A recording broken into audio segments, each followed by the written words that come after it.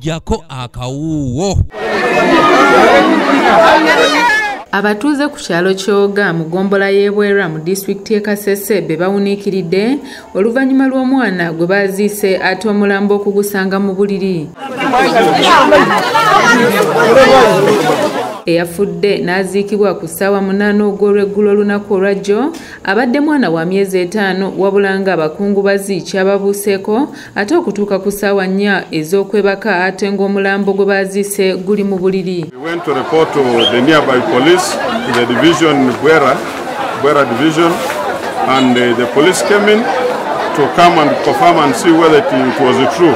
And indeed it is true, they came and found the fetus here. Bano babunye emiwabo era enju ne bagiddukamu okutuusa amakya ga leero era ng'embeera eno esombodde abantu bangi okujja okwerolera ku mawano gano nga n'ababadde tebalina masiki bayiyizeeza ebikoola.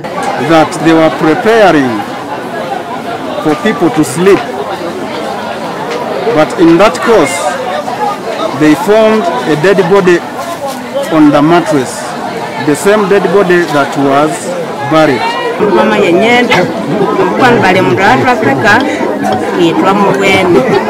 Ssentebe w'ekyalo kino Jonani Muhindo akakasizza nti n'omukolo gw'okuziika omwana ono yagwetabyeko wabula nga naye kimubuuseeko ate okukeera ku makya n'amawulire nti omugenzi yavuddeyo emagombe n'adda mu nju. I was shocked. I came with the father and some other colleagues to witness. After reaching the scene, I found it was true. So what I did, I started communicating to authorities. I communicated to Gisogwera sub-county.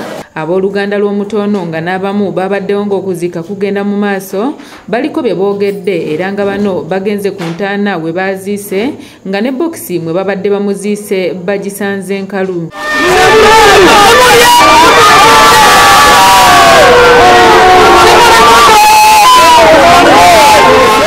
Abakulembeze ku kitundu kino wamu n'abatuuze amawano gano bagoogeddeko bwe bati.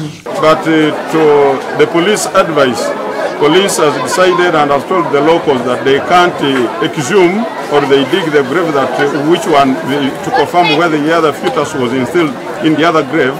Hospital mortuary waiting for court order to see whether we can exhume. Oluvannyuma poliisi eyitiddwa n'etwala omulambo mu ggwanika ly'eddwaliro Ebwera wakati mu batuuze okwewuunaganya ku mbeera eno kwe yavudde.